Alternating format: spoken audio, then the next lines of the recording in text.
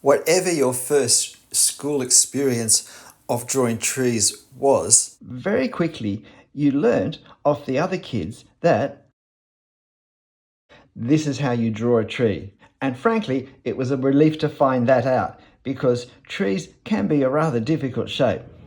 At some point then, you probably began to notice trees in cartoons, which may have been a little more sophisticated, but you'd have to say, compared to a real tree, it's very simplified, it's very flat, very two-dimensional, and is really just a shape. And this happened with European-style trees. It happened with fir trees or pine trees.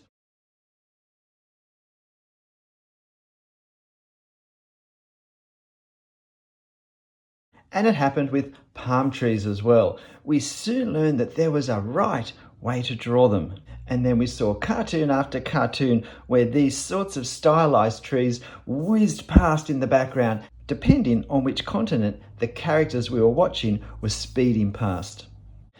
And because this has been ingrained to our thinking at the very earliest of ages, even when a part of our brain knows that this is not what trees look like, there can still be this tug inside to pull back to something similar to this in how we represent trees. Because trees are very complex to draw, particularly with a pen where we have to do it through line. And we also know that people will recognize something like this. But even with these convenient symbols for trees, we can still have one very big problem, and that's leaves. How do I draw leaves? The problem with leaves is that we know how many there are and we know what they look like. So we have this burden of knowledge. And how, with a line, are we going to draw all these leaves? What ends up happening is that just as we settled on a symbol for the trees, we come to settle on a pattern for our leaves. And the pattern I most commonly see looks something like this. And you can usually tell which half of the tree was drawn first as our patience wears. The problem partly also is that this is not a very interesting way to draw, and the result isn't even that good. In some ways, what we draw can look like a piece of wallpaper that's been cut out in a canopy shape and glued onto the paper. It still ends up being a very flat looking experience. The question is, how do we draw trees then? And from the trees I've seen of students who have been struggling to draw trees better, I'm convinced more than ever that at the heart of the problem, it's these childhood habits of thinking about trees as well as drawing them that has caused the problem. Instead of throwing out the whole system and starting with a new way of thinking, somehow we've just slid along in our drawing journey and tried to make these a little more sophisticated in what we do, but fundamentally staying the same. And I think the key thing, if we're trying to develop from childhood style trees to a more realistic capture of the appearance of a tree, that we stop thinking about drawing an outline and capturing a shape, and we start to think about observing the effect of the tree and capturing the effect of the tree. Let me show you some examples of trees that aren't drawn this way, but are drawn in the way I've just suggested. Here we have 4 trees that in many ways are simple drawings. There really aren't that many lines. None of them would have taken as long to do as the googly squirrely lines within the outline of our symbol tree. We quite clearly can identify different types of trees here. Some sort of generic deciduous full canopy tree, a fir tree, an Australian eucalypt, a palm of some sort.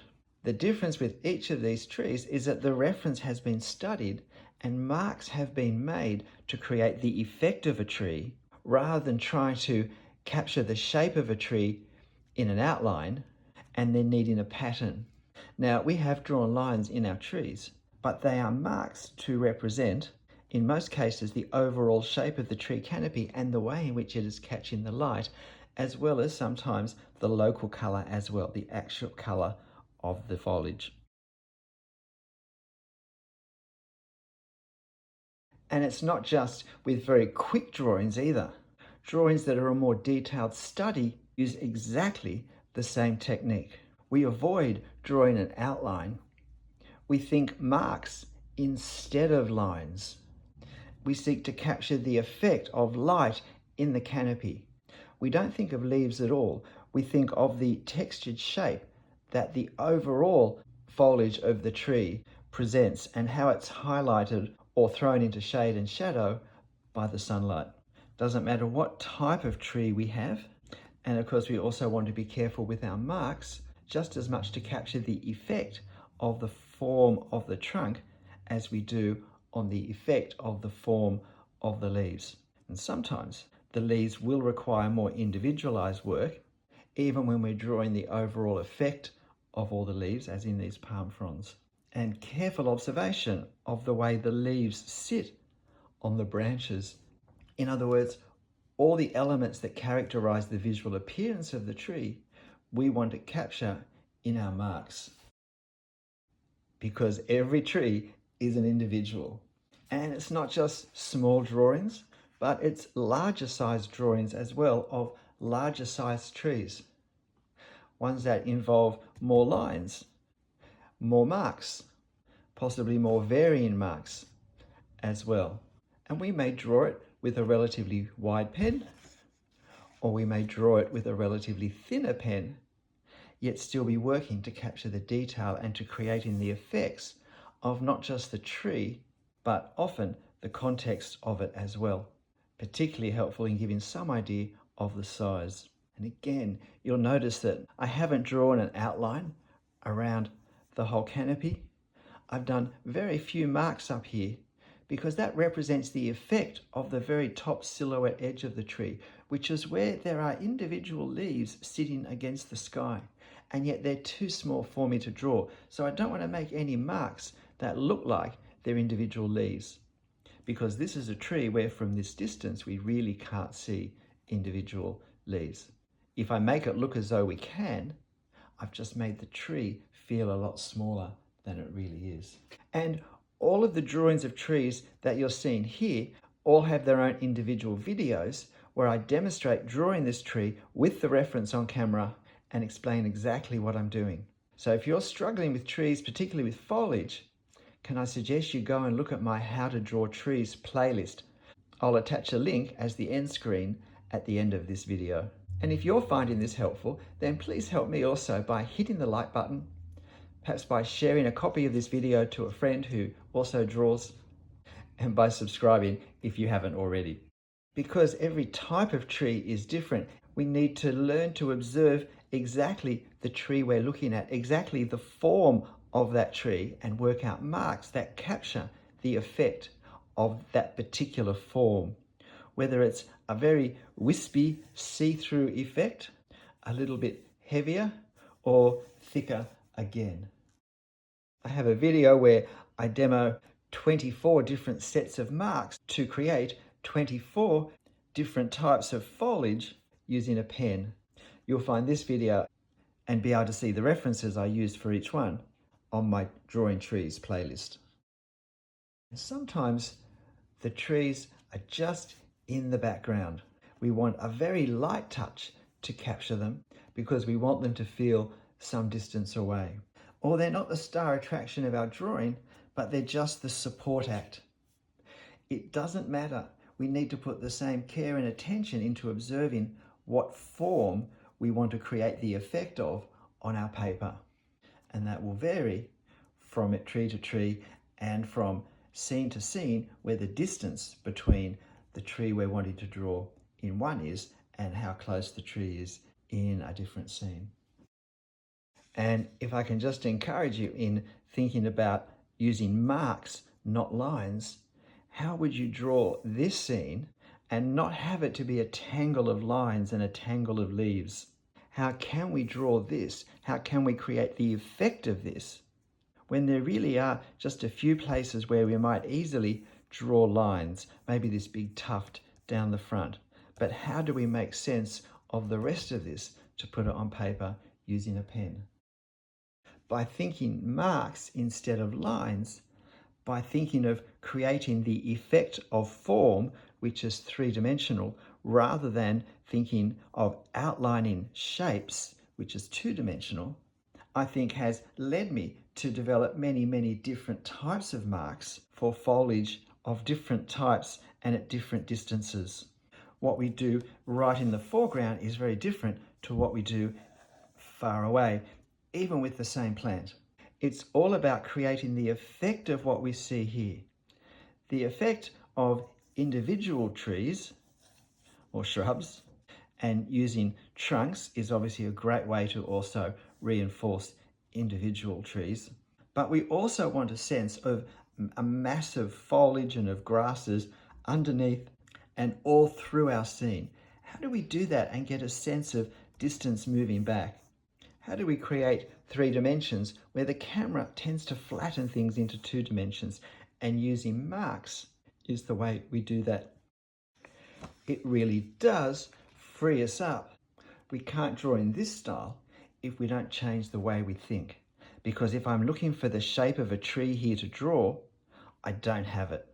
I need to be looking for the effects that these trees create, dividing them into closer, mid-ground, and distance, and then working out what marks with what pens will together create the effects of not just individual trees or shrubs or grasses, but give me a sense of depth that's navigable through in my drawing, where we do get a feeling that this isn't a barbed wire wall right in front of us, that we could actually progress through this bush into the distance. Drawing this way is not without its challenges. Trying to work out, have we got enough marks in the right places or too many marks in too many places for us to be able to discern the form easily enough? Can we actually make out what's happening? Or perhaps it's just a little bit overwhelming with the marks and I need to show more restraint next time. And depending how we draw, of course, it's not just line. We can use value as well with ink, or as in this case, with markers. We can almost completely define the foliage, the shape and the lighting of the foliage with markers. So where lollipop shapes and leaf patterns don't help us draw complex natural scenes, careful observation of form and working out how we can capture that form with our marks, what sort of marks from what sort of pens arranged in what sort of way will create just the right amount of tangle. We'll find just the right tension between tangle and discernible. How would this scene have been drawn if we were restricted more or less to outlines? It would end up looking like a series of cut-out shapes placed on top of each other from distance to closest.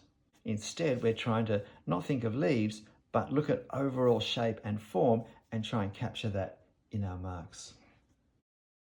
And sometimes, because of the scale, the distance, we actually don't need to draw trees at all. That mere fragments of trees, enough to reflect the effect of trees in our reference, and seeking to capture the effect of what's between the fragments of branches and trunks that we can see, together will create a scene that our brain is easily able to see as a wide pathway moving through a lightly wooded area to the distance. With every foliage effect we see, observe it carefully, we can develop marks to capture the effect of the leaves and the light. Whether these are thick canopies, whether they're sparse canopies where we can see through an awful lot of the branches, or whether it's grasses or ground level grasses. Once we're thinking, what's the texture of the canopy or of the leaf structure? What's the distance from the viewer? Can we see any detail? What's the effect? And what marks will capture that? We also have to bear in mind in how we keep our trees and our foliage as support acts when the center of attention is something else in our scene. And that's whether it's a towering, flowering jacaranda or a small shrub in a pot. So if you'd like to explore more drawing, not from childhood memories and stereotypes, but from learning to think differently, from learning to observe the reference and work out what marks, to observe the reference, to observe the visual effect of what we're seeing, to think of our scene as a series of effects rather than a series of shapes, and then to work out what marks can I create to capture that effect. And that means that trees that at one stage felt impossible to draw become not so difficult after all. G'day, I'm Stephen Travers. Look, if you've had trouble drawing trees, I hope this has helped in some way, to some degree, to connect with possibly why drawing trees has been such a struggle. But regardless of that, I hope you consider this way of thinking, of seeing forms with textures and working out marks that will produce those textures, but also in a way that gives a sense of closeness and distance. But whatever trees you're drawing and whatever style you want to draw them in, make sure you have fun. I'll see you next time. Bye.